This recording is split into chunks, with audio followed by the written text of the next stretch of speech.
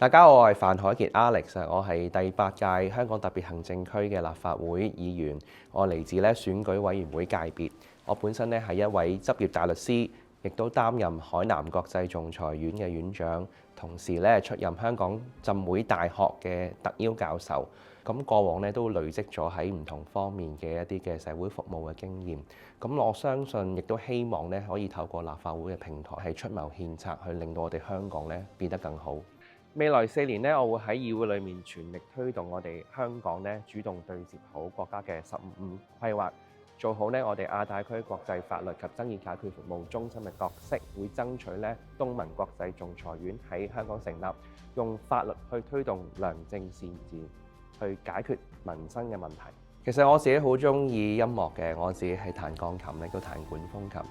咁其實彈鋼琴同議會工作都非常之相關嘅，咁涉及到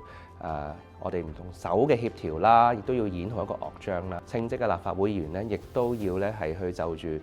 成個香港嘅整體發展係要去學習唔同嘅議題，亦都要喺唔同嘅重要政策裏面係去建言獻策。其實你喺議會當中你會特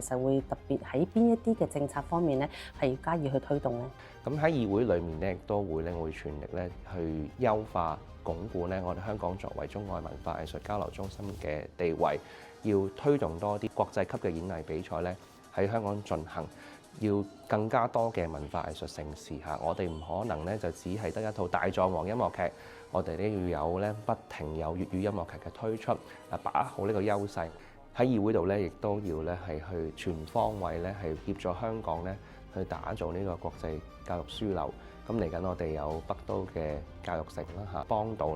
係香港帶動到人流引進人才，從而都係會令到更加多嘅資金係走入香港嘅市場。你會點樣去發揮呢個法律嘅專業？喺議會上面有啲咩具體嘅工作呢？咁我特別係提出要喺香港成立呢個東盟嘅國際仲裁院。其實東盟係我哋好重要嘅貿易夥伴。咁呢個總部如果設喺香港咁除咗香港自己嘅一個喺解決國際爭議嘅經驗可以同東盟地區去輸出之外亦都係令到香港嘅法律服務啦，同埋爭議解決可以去到下一個高地。香港點樣可以發展得更好？點樣再出發其實離唔開就兩樣嘢，就係人流同埋資金流。要完善基礎設施同埋便利政策啦，令到更加多嘅資金可以嚟到香港嘅投資啦，喺唔同嘅市場帶動香港經濟。